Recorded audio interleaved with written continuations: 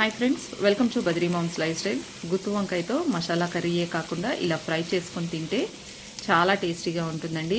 ఇది రసంతో కానీ, సాంబార్తో కానీ, పప్పుతో కానీ తింటే ఎక్సలెంట్గా ఉంటుందండి. మా ఛానల్ ఎవరైనా కొత్తగా చూసినట్లయితే సబ్స్క్రైబ్ చేసుకోండి ఫ్రెండ్స్. వీడియో నచ్చితే లైక్ చేయడం మాత్రం మర్చిపోకండి. ఇది స్టవ్ ఆన్ చేసి ప్యాన్ పెట్టుకొని ఫ్రైకి సరిపడా ఆయిల్ అయితే వేసుకోవాలి. ఆయిల్ హీట్ ఎక్కిన తర్వాత పోపు దినుసులు అయితే వేసుకోవాలి. ఇది కొంచెం ఫ్రై అయిన తర్వాత కట్ చేసి పెట్టుకున్న ఆనియన్స్ అయితే వేసుకోవాలి. నేనైతే ఒక పెద్ద సైజు ఆనియన్ అయితే తీసుకున్నానండి. ఆనియన్స్ వేసిన తర్వాత ఇవి కొంచెం సేపు అయితే ఈ విధంగా ఫ్రై చేసుకోవాలి. ఈలోపు మనము వంకాయలను అయితే ఈ విధంగా 4 ముక్కలుగా అయితే కట్ చేసుకోవాలండి. కట్ చేసుకున్న తర్వాత వీటిని సాల్ట్ వాటర్లో అయితే వేసుకోవాలి. ఒకసారి మూత ఓపెన్ చేసుకొని ఆనియన్స్ని అడగంటకుండా ఈ విధంగా ఫ్రై చేసుకోవాలి.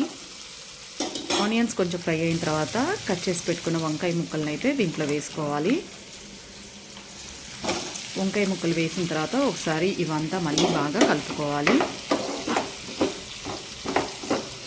ఇప్పుడు దీంట్లోకి టేస్ట్కి తగ్గ సాల్ట్, కొంచెం పసుపు కూడా వేసుకొని ఒకసారి ఇదంతా మళ్ళీ కలుపుకోవాలి. ఇలా కలిపిన తర్వాత దీనిపైన కొంచెం కరివేపాకు చల్లుకొని మూత పెట్టేసి ఒక 5 మినిట్స్ అయితే వంకాయల్ని బాగా మగ్గనివ్వాలి. కరివేపాకు, కొత్తిమీర ఫ్రైలో కానీ కర్రీలలో కానీ ఎక్కువ వాడుకోవడం వల్ల హెల్త్ కూడా చాలా మంచిదండి. నేనైతే కర్రీలలో కానీ ఫ్రైలలో కానీ ఎక్కువే వాడతానండి. సో మధ్యలో ఒకసారి మూత ఓపెన్ చేసి ఫ్రై అడగంటకుండా ఒకసారి ఈ విధంగా కలుపుకోవాలి. వంకాయలు అయితే మగ్గిపోయినాయండి. ఒకసారి ఈ విధంగా కలుపుకొని ఆల్రెడీ ప్రిపేర్ చేసి పెట్టుకున్న కొబ్బరి కారాన్ని అయితే దీంట్లో వేసుకోవాలి.